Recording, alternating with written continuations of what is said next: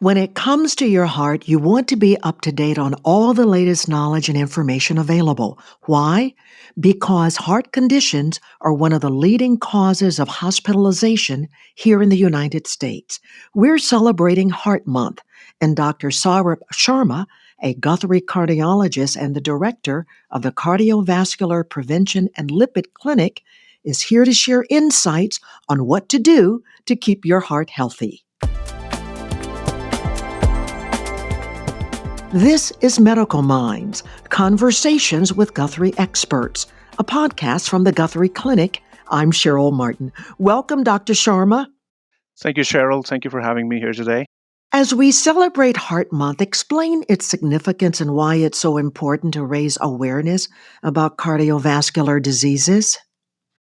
We celebrate February as the Heart Month, the National Heart Month, because we thought that having a month to make our population aware of the heart disease is essential. It comes in the month of February because most of the organizations and healthcare providers, they try to raise awareness about cardiovascular diseases in this particular month. And the significance of Heart Month lies in its role as an opportunity to educate public about the importance of cardiovascular health. And why do we need to raise awareness? I'm going to give our audience particular few numbers from the CDC, and these numbers will actually open our eyes. We know that heart disease is the leading cause of death for men, women, and people of most racial and ethnic groups in the United States. One person dies every 33 seconds in the United States from cardiovascular disease.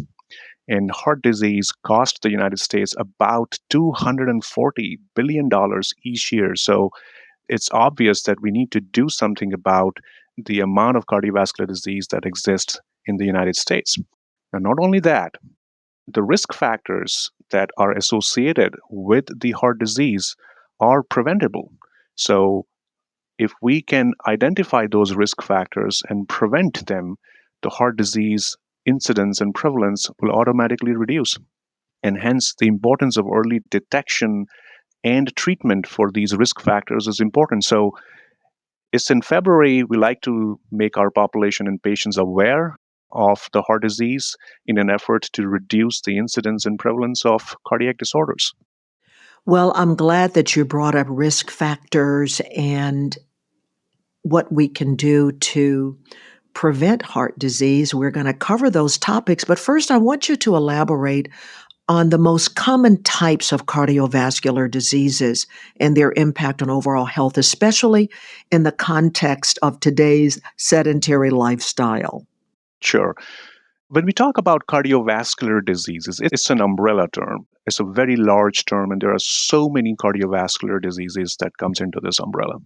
However, we are mainly concerned about few of them because these ones are responsible for a large amount of cardiovascular deaths.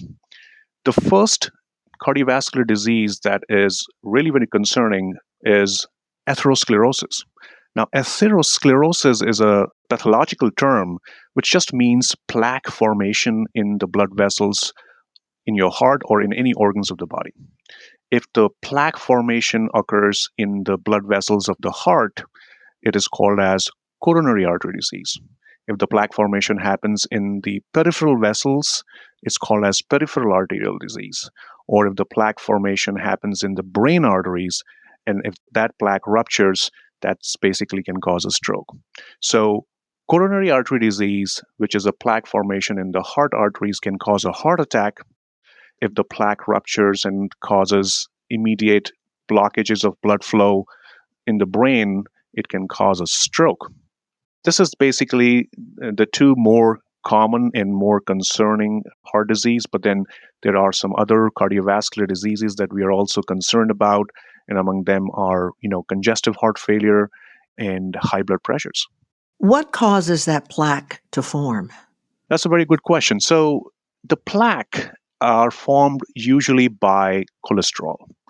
And if we could take this plaque, slice it off like a bread, and look it under the microscope, we will find numerous tiny particles of what we call as low density lipoproteins or LDLs. LDL forms a very important component of anybody's lipid profile. So if you check your lipid profile, there will be a number called LDL, which is sometimes also referred to as bad cholesterol.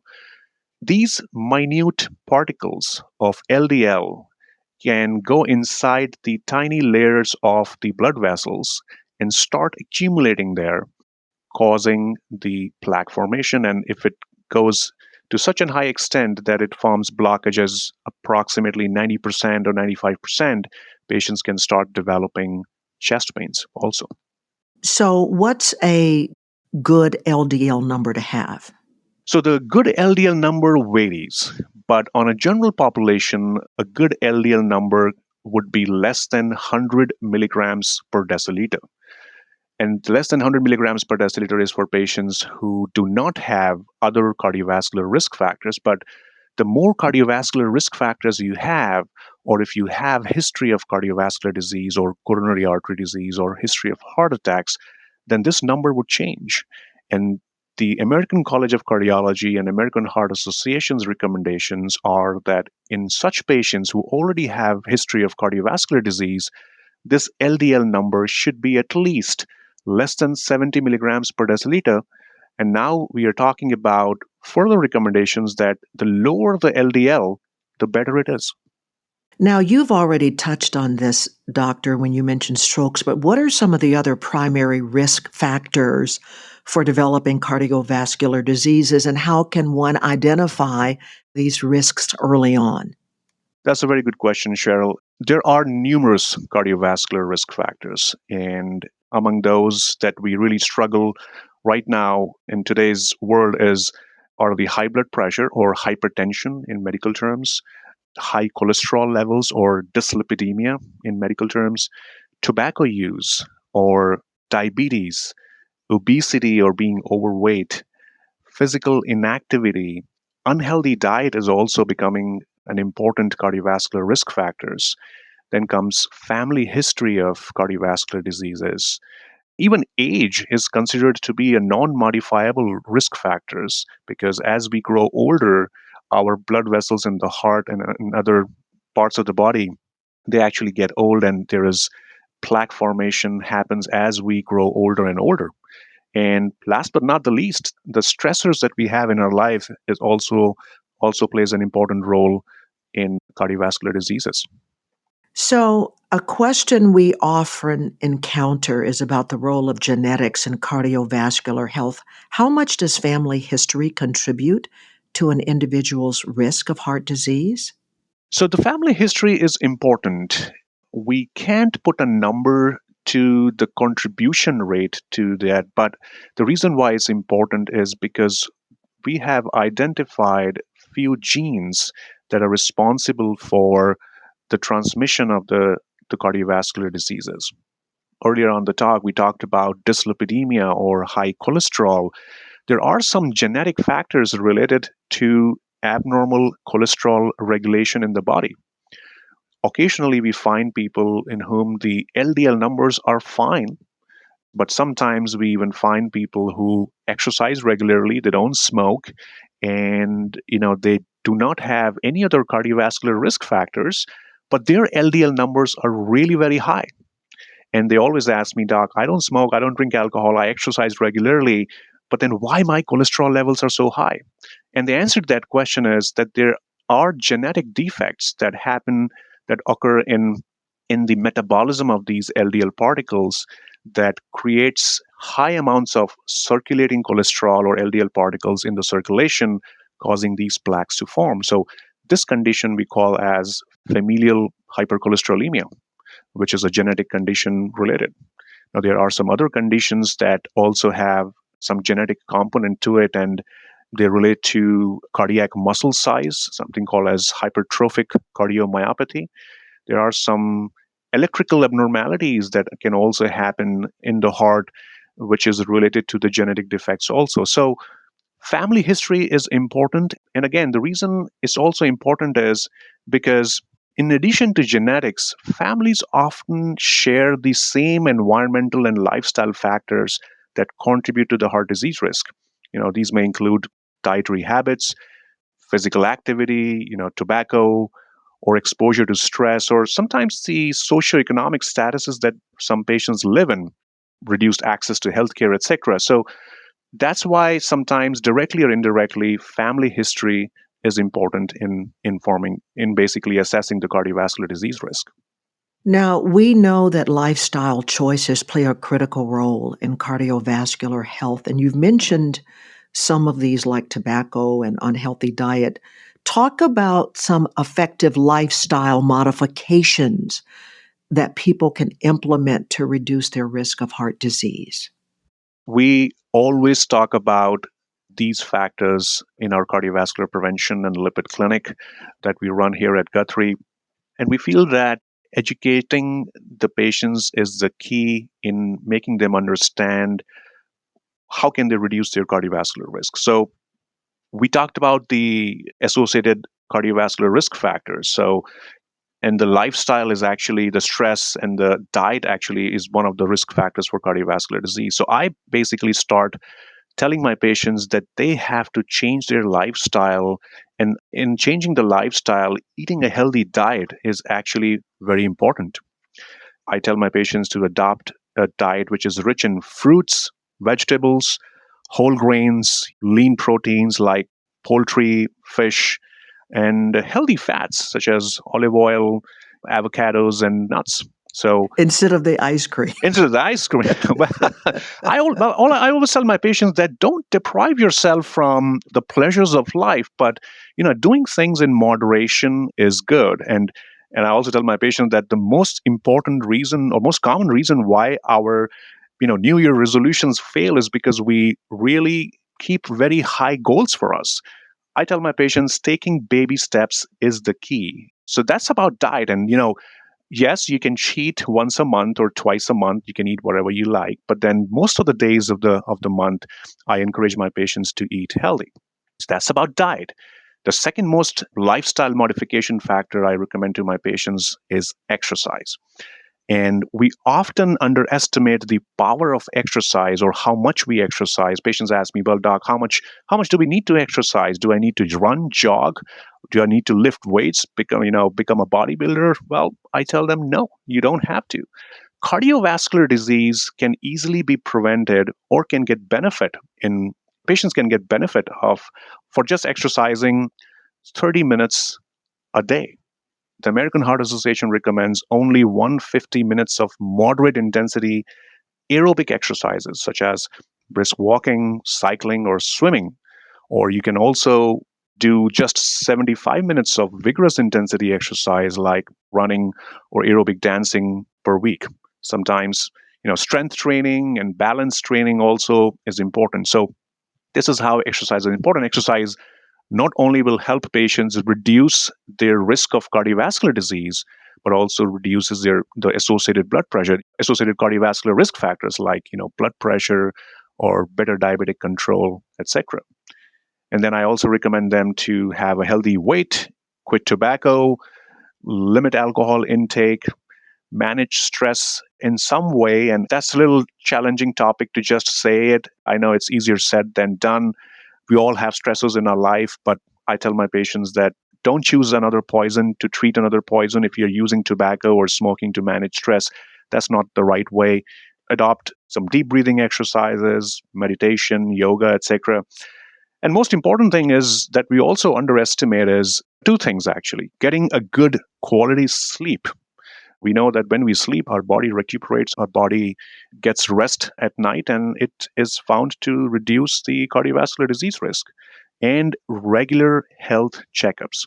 Now, as we talked about last few seconds ago about the high cholesterol and the associated cardiovascular risk factors, Cheryl, meeting a cardiologist or a primary care physician on an annual basis or regularly will help our patients evaluate their cardiovascular risk. The physicians are professionals. They can actually tell you how much you are at risk of developing cardiovascular diseases so that you can assess your cardiovascular risk factors and start working on them. Some great tips, doctor, great tips.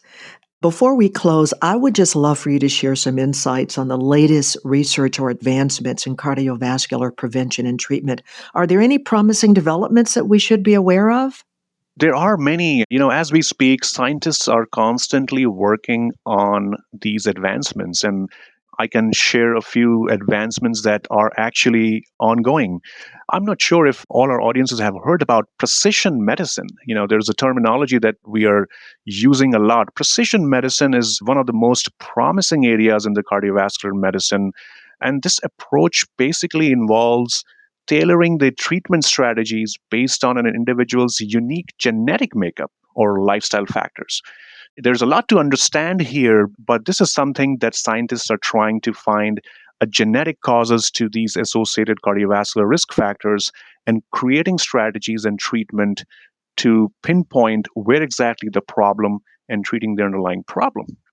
There are so many imaging modalities or imaging advancements that have come, like CT scan, MRI. We actually use CT scans sometimes to identify if patients have blockages in their heart arteries or not. We talked about heart failure as one of the cardiovascular diseases. There are novel medications available. The American College of Cardiology recommends guideline directed medical therapy. There are 4 different classes of medications that any heart failure patient should be on, which has been shown to reduce the risk of mortality and reducing the risk of hospitalizations.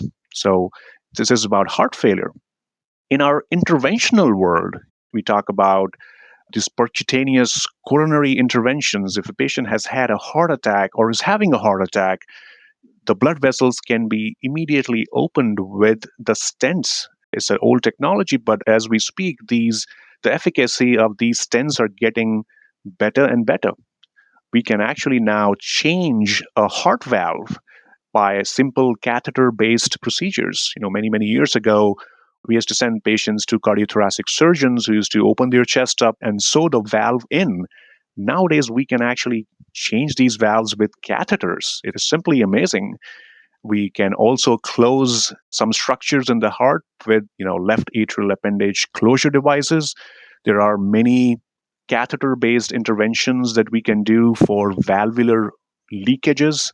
And last but not the least, there's a lot of artificial intelligence that's coming into play these days. We can use artificial intelligence in reading our imaging studies and assessing if what we are doing is good for patients or not. Well, thank you so much, Dr. Saurabh Sharma, for educating us on heart disease and how to keep our hearts healthy. And it's obvious that you are passionate about this topic, so thank you. Thank you, Cheryl. If you are in need of a cardiovascular specialist, you can schedule an appointment by visiting guthrie.org/heart or calling 866-GUTHRIE. That's 866-488-4743. Now, if you found this podcast helpful, please share it on your social media and check out the entire podcast library for other topics of interest to you. This is Medical Minds, Conversations with Guthrie Experts, a podcast from the Guthrie Clinic. Thanks for listening.